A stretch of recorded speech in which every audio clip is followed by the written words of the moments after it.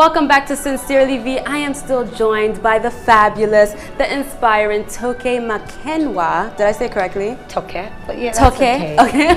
That's all right. Are you sure? Yes. Okay. And we are discussing on becoming a bestseller. You definitely want to pick it up. You definitely want to be inspired because every single page will have you wanting more. I hear it's a page turner. That's what people say about the book. Yeah, because it's like, okay, what's next? What's next? What's next? But I want to get into you. When the book was released, you made headlines. There were a lot of excerpts. So lots of excerpts from the book without everyone reading the full book. Yeah. And people thought, okay, they're gonna have their opinion. You know, as much as you had the support, there were people who felt like, why a tell-all? Why now? I mean, it's on African because we are Africans, and people believe that the strength of a woman in Africa is going through so much and enduring so much, and just, you know, even when you see photographs or paintings of an African woman, it must either be with her carrying a child, carrying a calabash, tying some, and she's just carrying so much. But the truth of the matter is, strength is not only in you, you know, being silent about things that you go through. Strength is also it comes also in you being vulnerable as well, and you know, the ability to be vulnerable about certain things that ideally should shame you, should make you feel sort of less than a human being. For me, that's real strength, because you never know who might read this and might find themselves in a similar situation. It might not be a relationship, it might not be a marriage, it could be work. You know what I mean? People who are stuck in offices that, you know, they know deep down that this job is beneath me, but I'm just doing it because I feel like I do not have any better. So I think we need to begin to take hold of our narrative as African women, and you know, so what if you speak up about certain things? These things are happening, and how again do you want to make that change with, you know, even the men raising better boys and allowing guys to understand that it's not okay for you to do some certain things. Do you know what I mean? So I feel like I'm becoming. When people say it's a tell-all, I don't like to refer it as a tell-all. I see it as a must-tell. A must-tell, which is flipping it, because, you know, it's important to share my journey. I've been giving this huge platform, and a lot of people thought I was so strong when this happened because I was very quiet and I wasn't talking about it, and I was just working my way because I was basically trying to survive. And I wasn't always strong, and it was important for people to see that, so that when you're going through something similar, you don't feel like this is just you or the world is over. So I think that we need to now begin to change, you know, the picture that we have of African women carrying so much and almost breaking on the heavy load and just keeping quiet and just moving forward. That for me doesn't only describe strength. That's true. And also, okay, so what made headlines a couple of years ago was your separation from your ex-husband, and you wrote about it in the book. You detailed.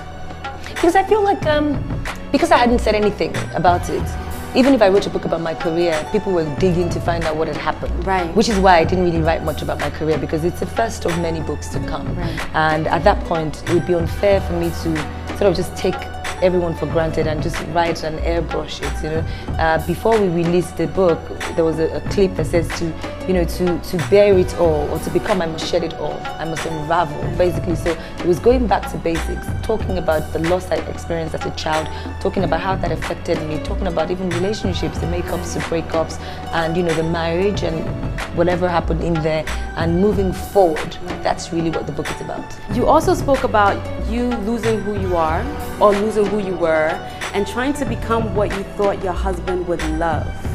But let's break it down. Let's be honest. Don't we all do that?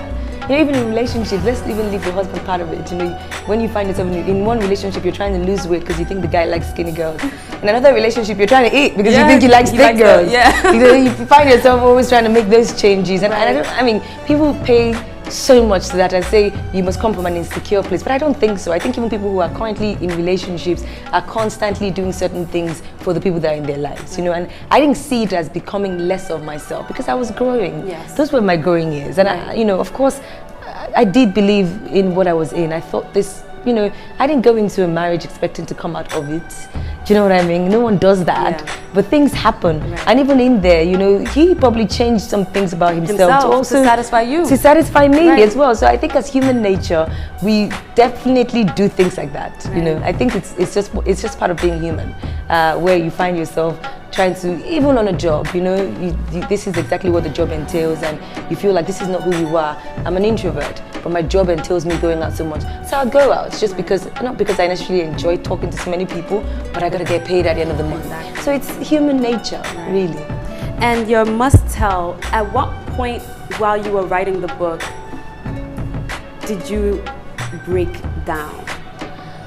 I think writing about the loss of my parents, it's always difficult to sort of relieve that moment because I'd never really spoken about it, and it still hurts, you know. And it was just realizing that so many things that had happened to me afterwards was related to that. Right. My anger, my lack of forgiveness, my, you know, feeling and blaming them. And when I wrote that chapter, I couldn't write for 3 weeks because I had to confront myself and look at it, and I was being hard on myself. I mean, nobody wants to die.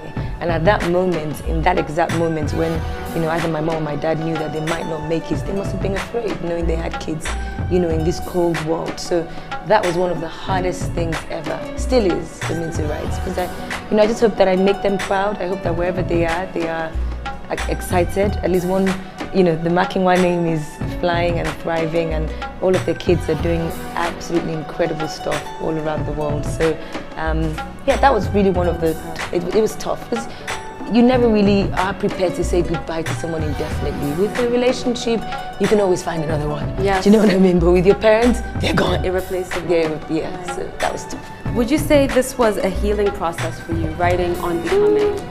I think I'd started to heal before I could even take that step to write. But you heal every day, you know. I still remember some certain things that would take me back to certain situations, and I would be like, damn, I went through that, you know.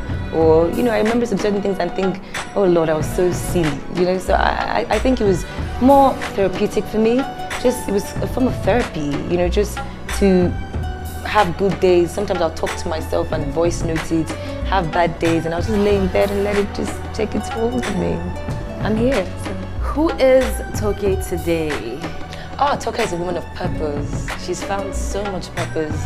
I feel like, you know, everything that's happened in my life has happened for a reason. I feel like God had always ordained, because I'm a big Jesus girl, and I like to share that. I saw you, I was live streaming, what was it? The Experience. Yes, and saw you on, I was like, ah. Yeah, because I can't sit here and tell you that God hasn't done so much for me, you know. Even the process of writing the book, I remember when, you know, he told me I was going to write a book, but sometimes when you're praying and you think your mind plays tricks on you because you're saying, oh Lord, I want to be a billionaire, and you see yourself driving like a Lamborghini, and you know your current situation doesn't quite add up. So then you're like, okay, let me just pray to that point. So that's what I thought it was, because I didn't think about writing a book. It wasn't, I never saw myself as an author. You know, I would look at people that would invite me to book launches as a status thing, or maybe when they're leaving office, oh yeah, they're writing a book. Do people really read memoirs? But then when this happened to me, I constructively heard the word, when I told you to write a book, the biggest challenge was you didn't have anything to write. Now, you know, you've been prepared for this. And the amount of strength that I had within me, you know, just not even quitting my job and running away, because it was hard. I went to bed one way, woke up the next day, and my life was what everyone was talking about.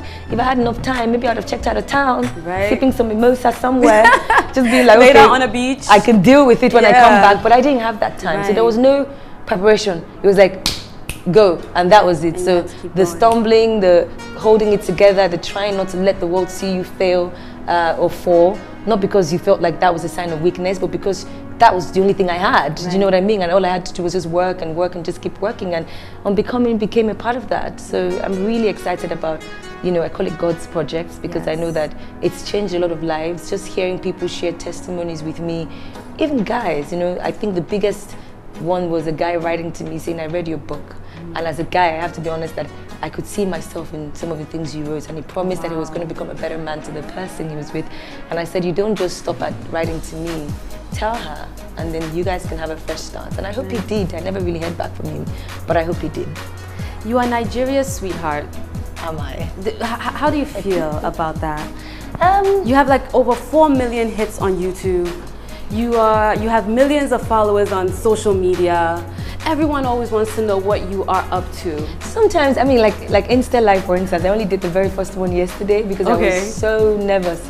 Sometimes it's nerve-wracking sometimes, because you feel like there's a lot of pressure on you to be a certain way. So it's very important that you know who you are before all of this starts to happen, so that you do not become someone who is searching for your identity. And even if you don't, there's always a room. I mean, I feel like the day you wake up is your morning, and with God, everything is possible. So you know, I tell people God is like my manager, my connect guy, my PR, like, you know, certain things that should have ended me, he sort of turned around to promote me. So I'm really grateful. I feel so blessed. I feel thankful to everyone who has been with me on this journey. Yes. I'm really thankful, and I hope that we have many more years to explore what life has to offer and to do great things and to read many more books. Many more books. Okay, we're going to take another quick break, and when we get back, I want to ask Toke about her friendship with South African Princess Bonang. Ooh. Things she loves, what you love to do, what you don't like to do. Your I'm quite boring. You'd really? be shocked. No, I don't think so. But when we get back, we will find out that and so much more. You are tuned into Sincerely V, real women, real voices.